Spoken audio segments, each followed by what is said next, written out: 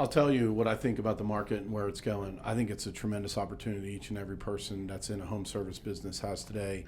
Unbelievable opportunity. But you got to be focused. Hey everybody, welcome to this week's edition of In the Den with your host, the Digital Shark, Bill Rossell. I am extremely excited to have a guest that he's starting to make his way out there on these podcast circuits as far as what's going on, and that's the COO, co-owner of CEO Warrior, Mike Disney. Welcome in the Den. I'm super excited to be here. It's great to be here. You know, it's funny is that you always look for a transition when you're going to bring a guest on, and you know, there's been a lot of transition going on. Yeah, lots and CEO Warrior. So, sure. You know, we got a pretty wide range audience that gets to listen to it. You know, we're getting anywhere from 35 to 40,000 views on a weekly basis for the content that we're putting out.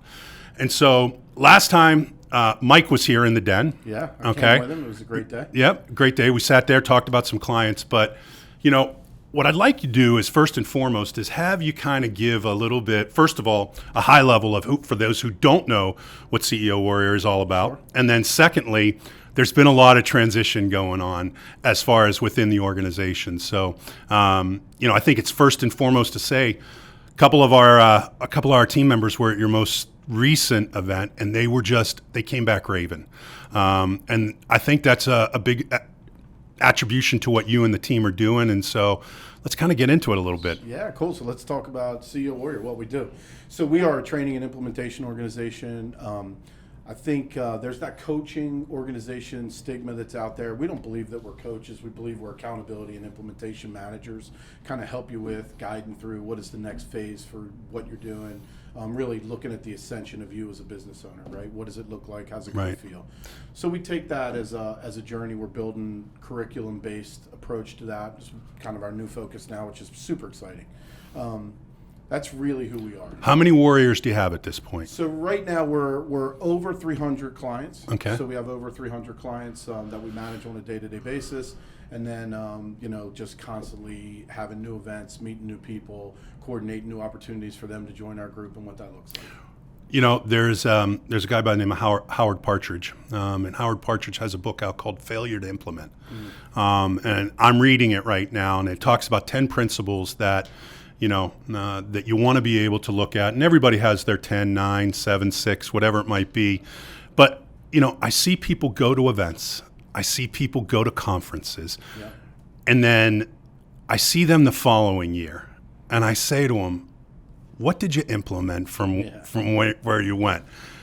With CEO Warrior, is it a situation where you have to sometimes be pretty direct in the accountability of what you are and what you're not doing to get your business to the next level? Well, we have so when you come to a Service Business Live, let's say, if you come to one of our events and you're new to our world, you're going to spend 3 unbelievable days with us. They're probably going to be a little long. They're probably going to be a little challenging. We're probably going to put you a little off balance.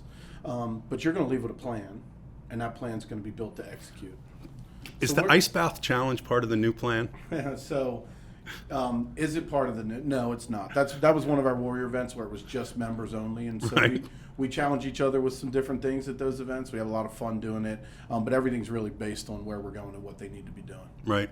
And you group the Warriors as far as revenue levels. Am I correct on that? Yeah. Well, we approach our coaching and we approach our implementation based on where they are, what they need. We do have multiple tiers. So whether or not they want to run fast, they want to run at a certain pace, everybody has the ability to run at whatever level they want to run at. Cool. You know, so one of the big things is that there's been some change. Yep. And why don't you talk about that change and what's kind of gone on? Yeah, I think it's. I look at it as a tremendous opportunity, not only for myself and my team, but for everybody who's been playing a part in CEO Warrior. Not only our members, but everybody who potentially wants to come and join our organization, or maybe just learn from us. I have had the fortune for the last, and we're approaching our 8th year, right? So we're just into our 8th year. I've had the fortune to have 2 amazing founders who had a vision and build just an unbelievable organization. And I feel as though I've been handed the keys to a pretty great opportunity, and we're bringing in great people to do great work. So the transition happened in 2020. Sold to a private equity firm, like a lot of HVAC companies are out there Right. doing. Have a really great opportunity with our new investing firm, Corridor Capital, to kind of take us to the next level, use some of their vision with our vision and match that. And the one thing I can tell you is, the thing that has always driven me is the founder's vision, what they wanted to do, how they wanted to end suffering for business owners, and that hasn't changed. The beauty of it is fundamentally how we approach certain things. It's getting a new coat of paint on it, and it's really pretty exciting for the future. One of the big transitions that you're doing as far as the service business live, first of all, talk about that, and then kind of taking it on a road show. Yeah, so we did that in February. We went to Tampa Bay. We went down to the Armature Works building. I don't know if you've ever been there. It's a beautiful, beautiful place. We recognize that coming to New Jersey at certain times of the year is probably not the best thing for people. Right. People in Florida may never ever want to see snow again, and there's potential for that. So we're moving around. We actually in September we're going to be in Dallas, so Okay. that's super exciting. We rented out Gillies. How's the event looking right now? So right now we're hoping to have about 100 people there, 100 new opportunities there. We're going to bring some existing clients in. We're going to have a lot of fun, 3 days of just going after it, right? Training on your business, what you need to do that. So it's going to be super exciting. So we rented out Gillies, the entire space. So that's going to be, we're going to have that for ourselves, and we're going to bring in a bunch of people and have a lot of fun doing it. For some of the audience, they might not know who Mike Disney is, Yep. but kind of give a little bit about your background, how you got started. Yeah, I got an interesting story. So, born and raised in Baltimore, moved up to New Jersey because my wife went to Towson University. She's from New Jersey and wanted to move home, and so that puts me in central New Jersey. And then along the way, we have a host of children, so we have 5 kids. And You were busy. That gives you roots in New Jersey, right? So you don't ever leave there. I owned an automotive center in central New Jersey, had 3 different types of businesses, an auto electric shop, a transmission facility, and a general repair facility. And I had the fortune to work on trucks owned by a company called Gold Metal. And Okay. so I was managing the fleet, doing the repairs for the fleet, and got to know the owner, Rob Zadati, really, really well, became really close friends with him. Mike A. And Rob had a really, really special business in central New Jersey. A lot of people that probably are listening to this probably know some of the stories. Yeah, definitely. I went through a transition in life. Wasn't really comfortable with staying on board with my business. Ended up selling that business and got an opportunity to run the retail relationship with Costco and Gold Metal Service. And so I come into the HVAC world as an auto mechanic, turning wrenches, so I know what it's like to work with your hands Right. to make money. But ultimately, retail was something that I had always had in my blood. I worked for a retail sporting goods store years and years ago. For a number of years, didn't you? Yeah, Herman Sporting Goods. I was there for 10 years, ended up being a store manager for them, and really loved the retail, and then took that into the Costco experience. And then shortly after became the director of sales at Gold Metal Service, went through private equity acquisition there when Sun Capital and Horizon Group came in and acquired Gold Metal. And then for me, I was fortunate enough through the ownership group at Sun Capital and Mike and Rob to coordinate me to be able to go over to CEO Warrior and really do what I consider to be my vocation and work with the existing clients that I'd been working with and just stay the course on doing what I'm doing. It's interesting because you see certain people that, and I know social media isn't everything it's cracked up to be, and that there's a lot of falsehood Right. as far as what you see and what people push out there and the content that they put.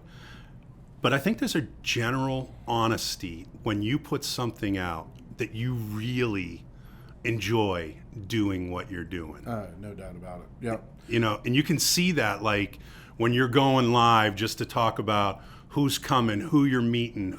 And I think one of the things that I've seen is how much of the vendor partner is not a vendor partner, but a partner. Yeah. And I think that's something that you've done a really good job with in being able to say, just as important as our members are, it's just as important to have partners that can help facilitate rebates, coaching opportunities, for the warriors that are out there that are trying to grow their business. Yeah, I think I think our organization has always really kind of went out and found the right partners, the people that are going to be able to educate and really supply a level of just an understanding of their business and what they do. I mean, from equipment manufacturers to you guys here at One SEO, just being able to articulate what they need to understand.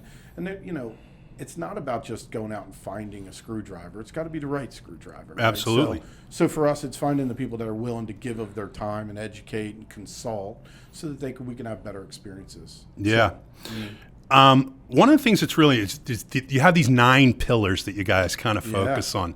Can you talk a little bit about the 9 pillars? Absolutely. So it's really our foundational conversation pieces. It's what we teach at every event. Day one, it's about getting you really engaged in the things that are probably holding you back or things you hadn't thought about that do hold you back. Mindset, skill set, action set are the very first 3.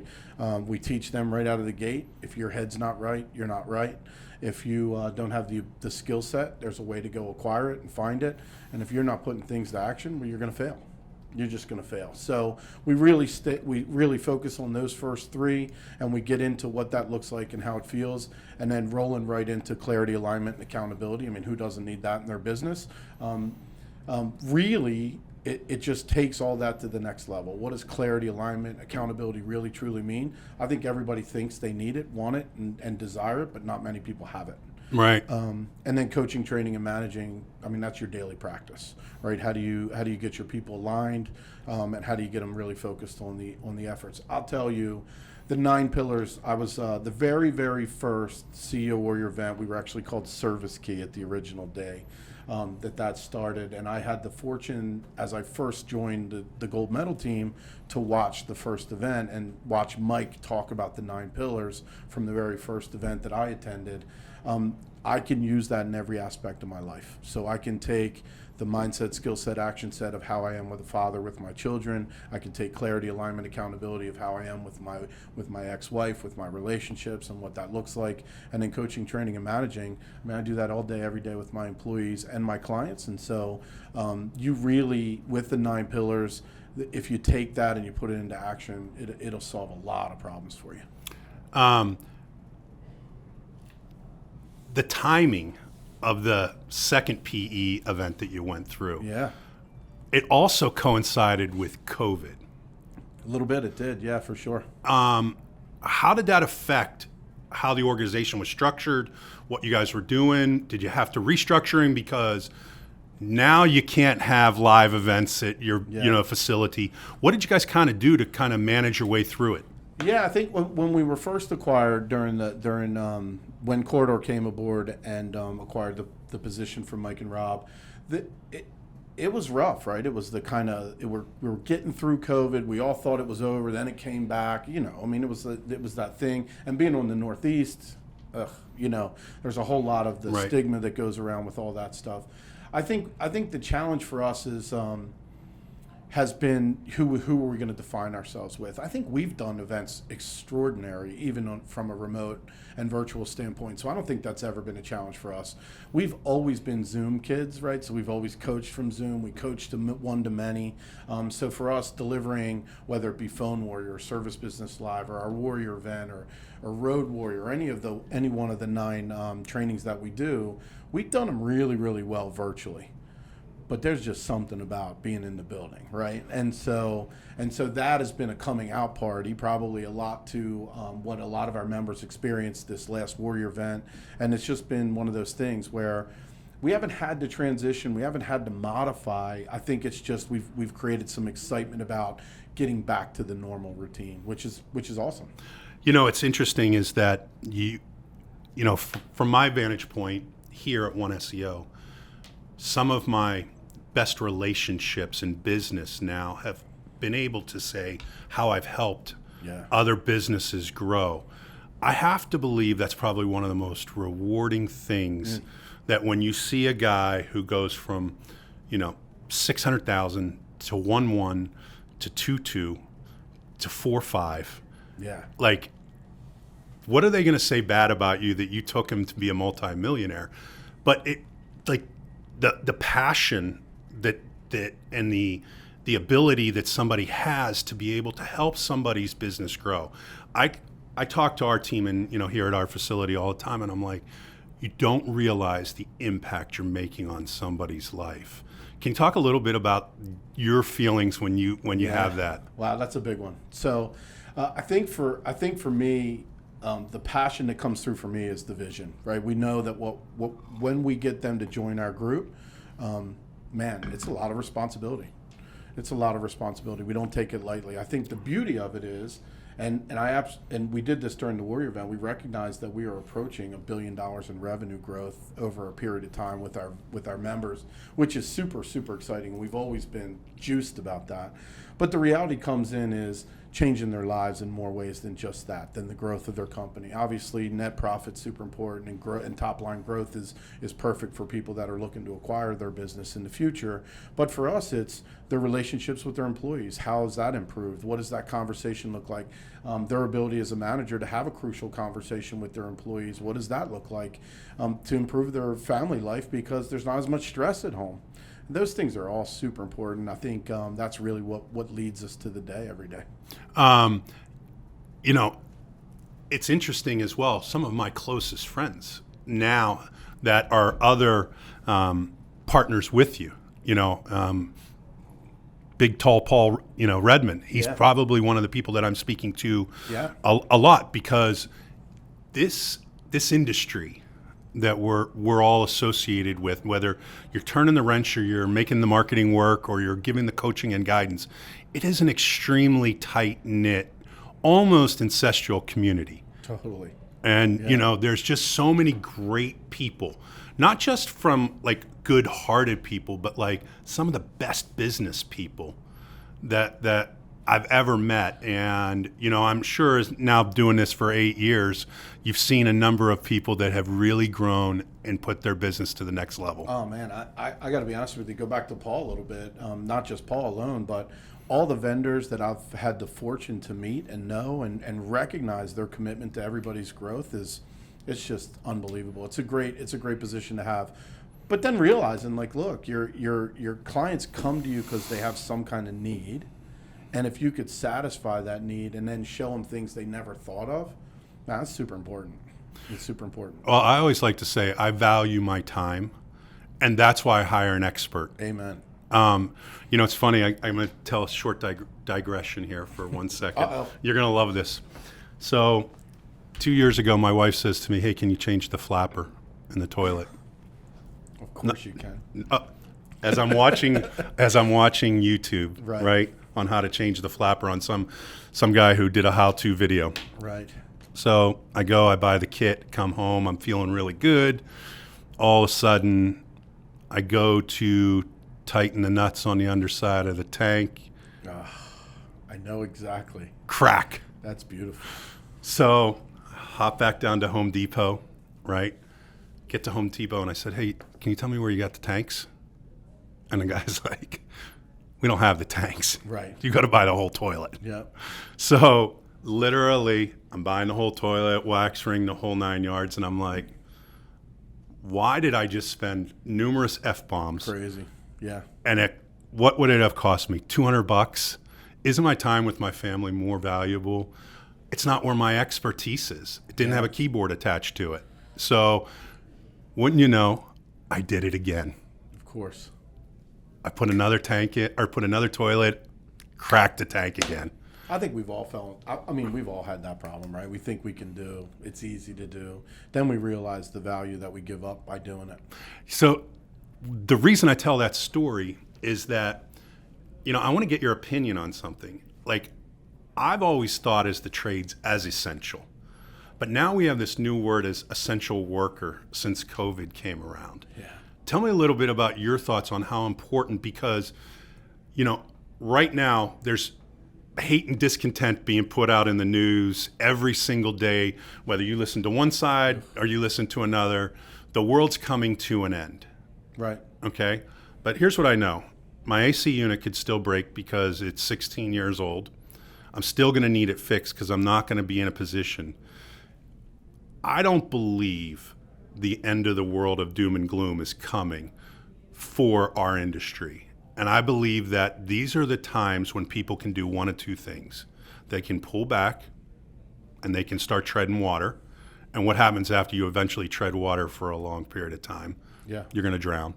Or you can swim forward and push the train along. Yeah. So tell me a little bit about your thoughts as far as where do you kind of see the space going from a business standpoint? Because we all know private equity is out the wazoo right now. Right. I mean, think about where you were at gold medal and if we were selling in 2000. Yeah.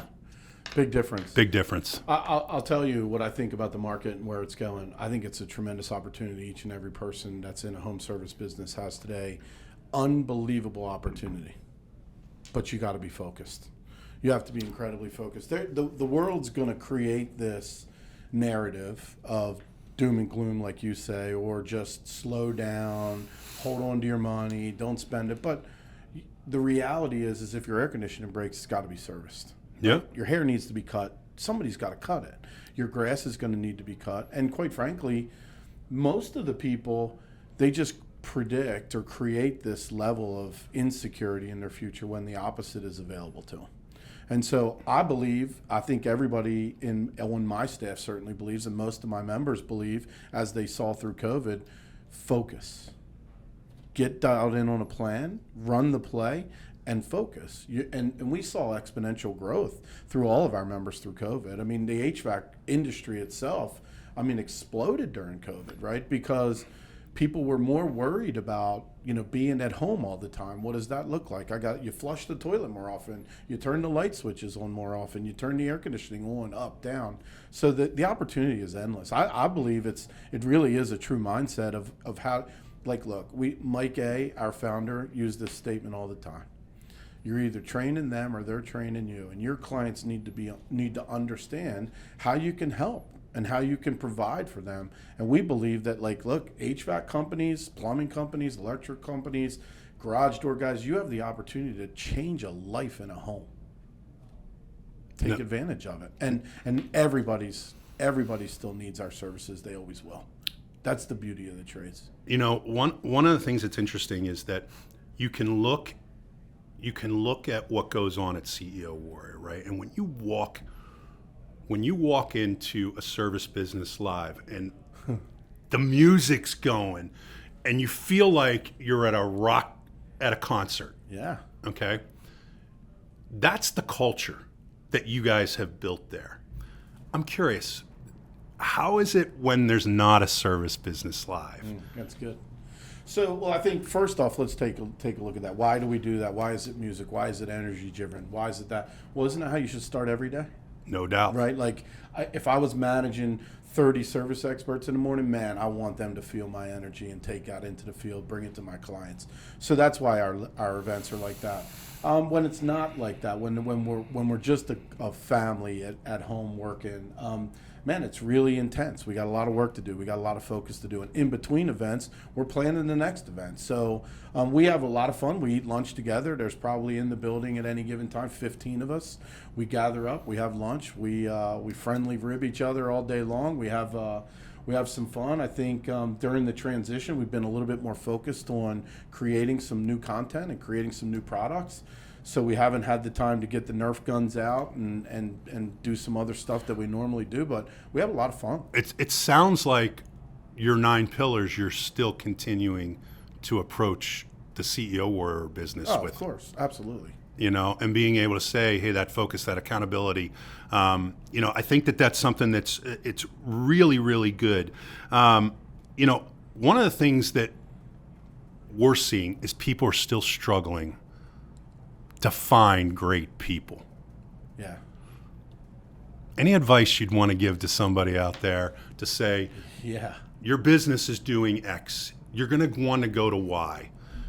You could put all the marketing in, but if you can't facilitate servicing the job with the right people the way you want it to do, it's going to go out the window.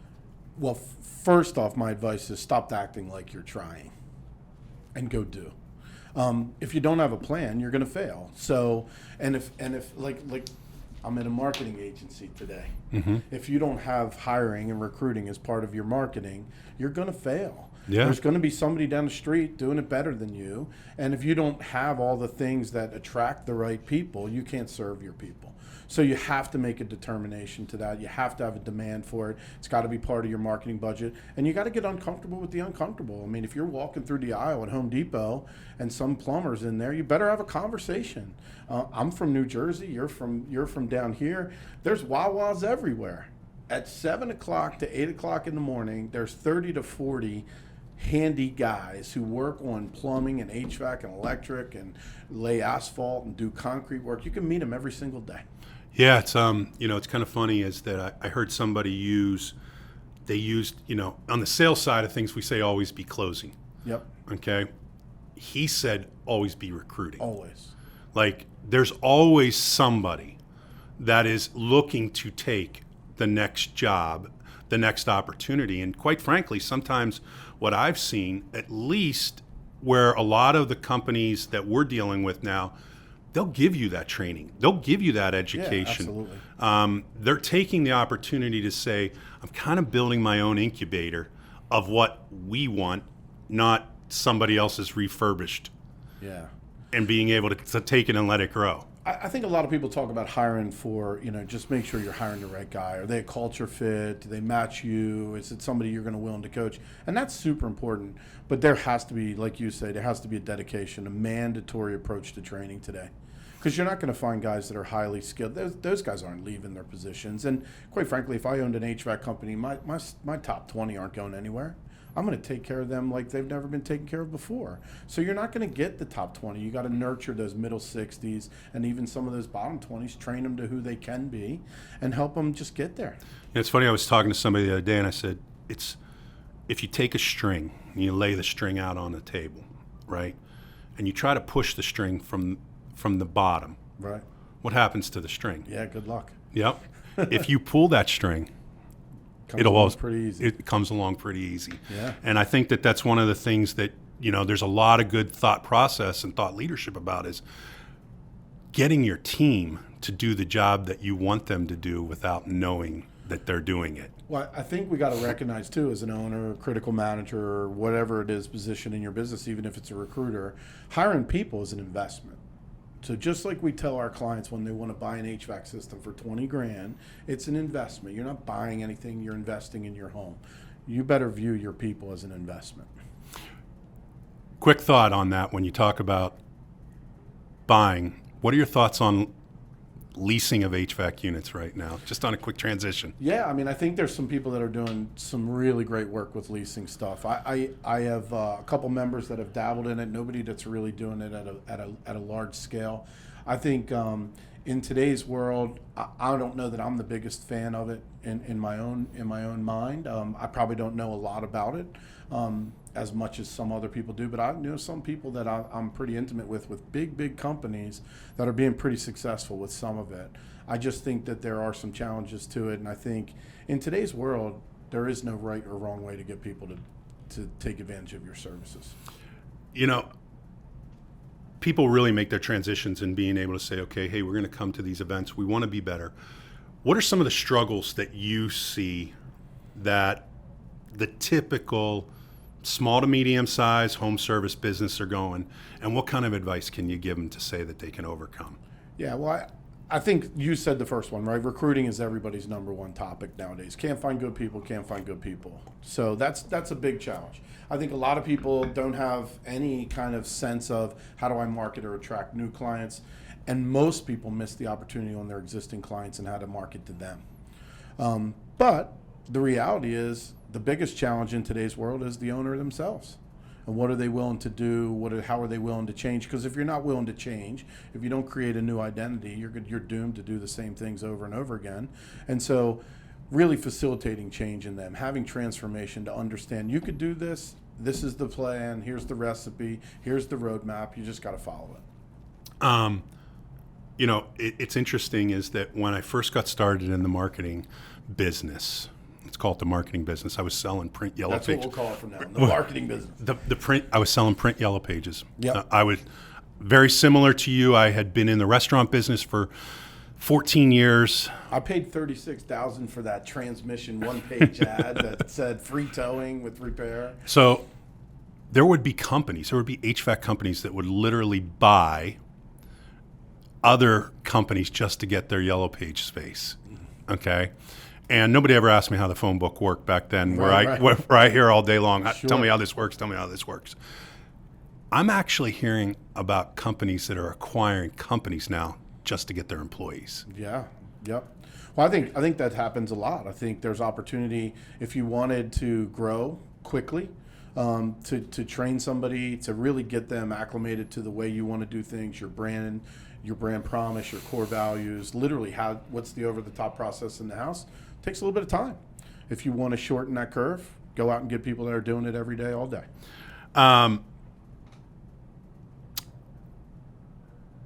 When you give advice to companies, right? Yeah. Okay.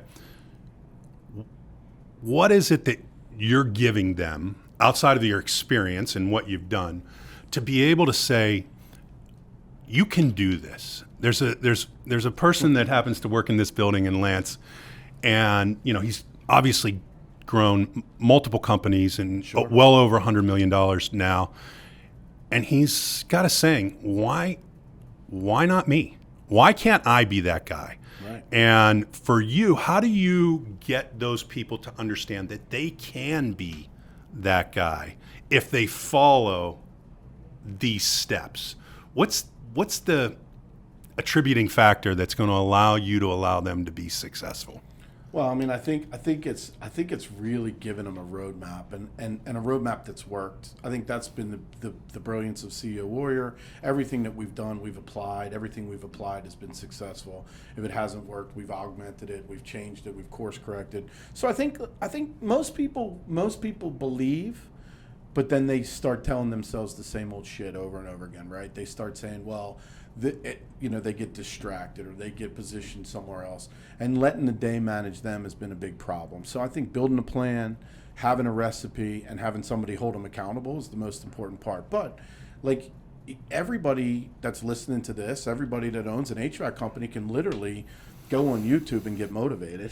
Right. Right? Like I could listen all day long every day and get motivated.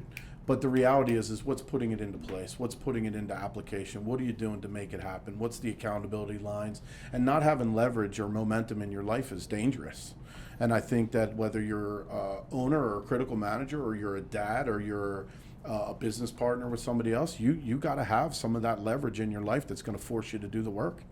Because doing the work's everything. I mean, that's really what it comes down to. Yeah, it's funny is that you're only as good as your people. And it goes back to that recruiting totally. Aspect. And it seems like, at least for me, the larger that we grow, the less contact that I have with all of the people. My circle now becomes 5 to 6 people every day. Well, they're touching 50, 60, 70, 90, 100 different people. So it's one of the things I miss about kind of like having that tactician mentality. But you can't grow and scale a business if you want to keep a tactician's environment. That's the hardest thing for me to live with. Is not myself. Right. So my transition to be COO and kind of in this this little higher end advisory role in the business itself, I still get to work with our high end clients on a routine basis. I work with every one of our clients in some capacity, but that daily like routine of rubbing shoulders with my workmates and stuff like that. That was the hardest transition for me, to not roll up my sleeves and get on every call, not roll up my sleeves and help with all the other stuff. So, but I do think I've recognized a couple different things. You can only do so much from some position and lens, right. And if your lens gets bigger, you have a much greater effect. And so, I learned that from my founders. I learned that from my previous owners, and understanding that each new position broadens the scope and who you touch. I think that really helps. Obviously, new ownership, new thought process, a little bit different, same core fundamental factors. What do you kind of see evolving for CEO Warrior in the next 6 to 12 months? Well, I think the market itself is going to provide a complete turn and its necessity for training. So I think we'll see a lot more training from us, a little bit different. So we've had the same training for years that has been hyper successful for us. We are putting out this year, we're putting out volume 2s, volume 3s of these trainings. So we're going a little bit deeper in the trainings, which I think is super exciting. I think for us, we are going to be more focused on margins and really number driven, which is in the past we've been the muscle guys, right? Go out there and do the work, man. Everything will turn perfect. Now we're focused on pricing and focused on, the conversion journey and what does that real process look like, and really turning that into bottom line liquidity and making sure customers are like, look, there's a financial responsibility to your business that I think when we first started this, we just assumed everybody understood. And as we've grown and as we've matured as a business, we recognize there's a lot of ignorance out there around your financials, around your P&Ls, around your pricing structures and models, even your software. How are you getting a return off of your software programs and stuff like that? And recognizing that everything has an ROI, everything has a return on time, everything has a return on life. And if you focus on critical decision-making criteria that leads to that, it's good. So CEO Warrior is going to be devoted to making sure the health of the company's there, which probably is a newer thing for us, not ultimately new, but really running people through a path of non-negotiables. So we have non-negotiables for our clients that we never had. You must do this to go here. And so it's kind of like the Monopoly game, you pass go, you get a couple $100, you go to do another thing. And we're forcing that behavior because we know it works.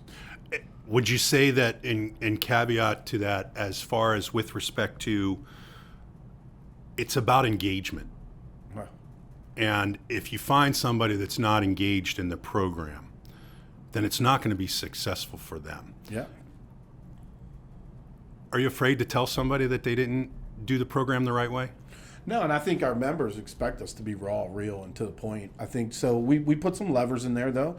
Let's be honest. We have a community division that calls every month. Where you at? We bird dog them. We have master advisors that call on a monthly basis, have a call to review their P&Ls, to review their stuff. So engagement is everything, though. If you're not willing to answer the phone, it's tough.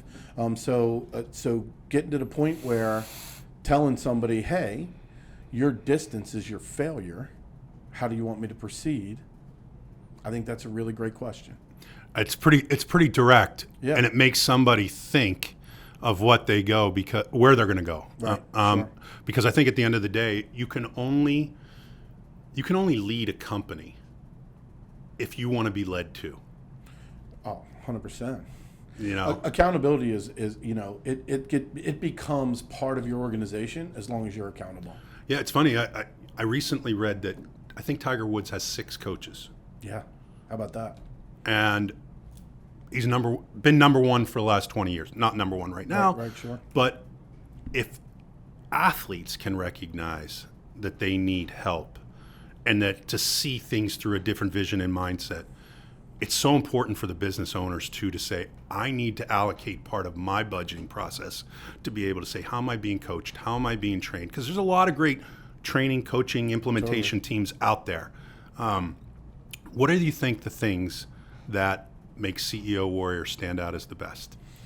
Because I know I get to say, Mike, I know that we're the best digital partner you got. Right. And I know you want to say that you're the best. But what are the things that you feel are going to help that business owner to get to where they want to go? Well, first and foremost, I think my people are second to none. I think my stable of workers care more than anybody could possibly care. Now, that being said, results matter. And so I think our experience, everybody that's out there coaching my clients, everybody that's making a touch point, has experience in the trades. They know exactly what you're doing, what you're up against. But I think there's a level of intensity that we bring to the table that maybe some other people may not love, and our members absolutely love. And I think our intensity creates some action that normally wouldn't happen.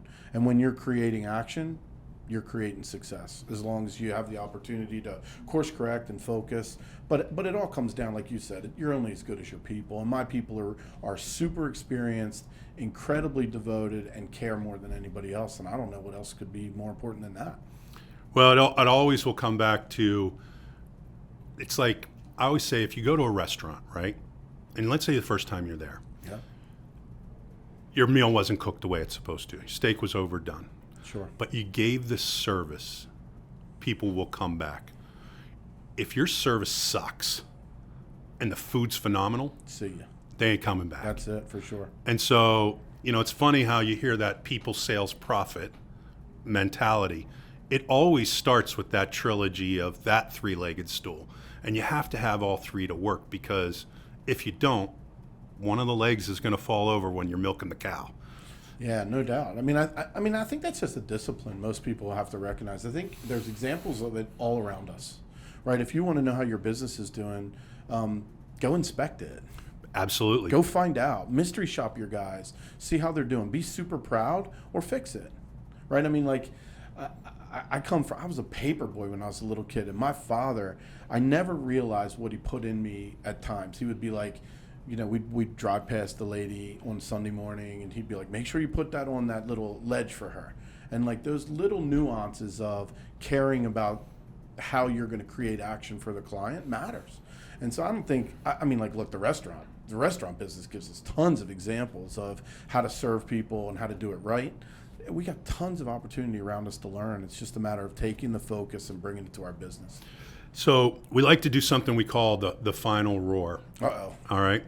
And essentially what it is I'd like to throw a question out to you so that you can answer for our audience. Okay. And it's pretty simple.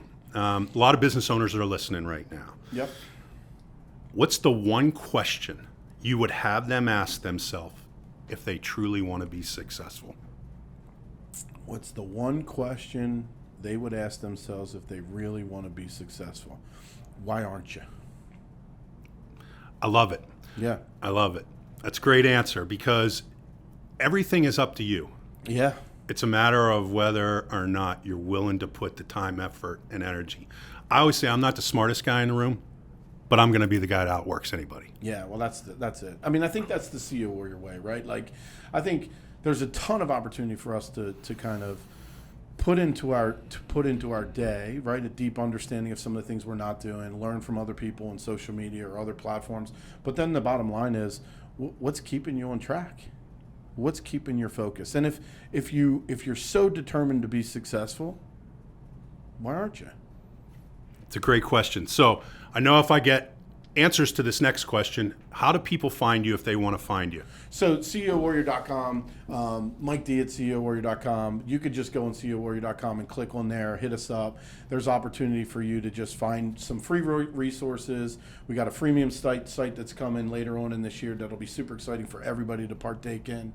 We have a great event coming up in Dallas. Love to get as many people as we can to our Dallas event, our Service Business Live. If you go on servicebusinesslive.com, you'll learn all about it, what you're going to experience in 3 days, and you get an opportunity to click on there and have a conversation. And if you wanted to talk to a growth advisor about, are we a fit for you, just to kind of feel what that's like, you could go on to servicebusinesslive.com and just click and have a 15-minute conversation about whether we're a fit for you and you're a fit for us. One last question. Yep. You've been doing this for 8 years. Yep.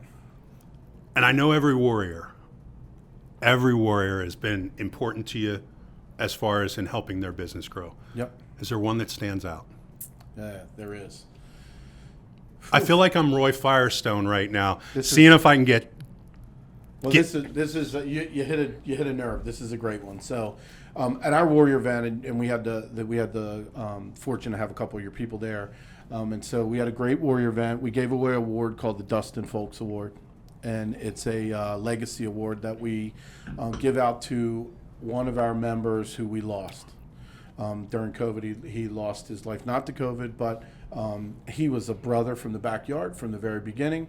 And he built a business in New York to a really great place, and his son has taken it over. His two sons are managing the business, and his wife are there kind of making everything happen, and they're just doing really special things. They've doubled the business since he's been gone. And we have a legacy award that we give away to the company in our organization that presents the best culture.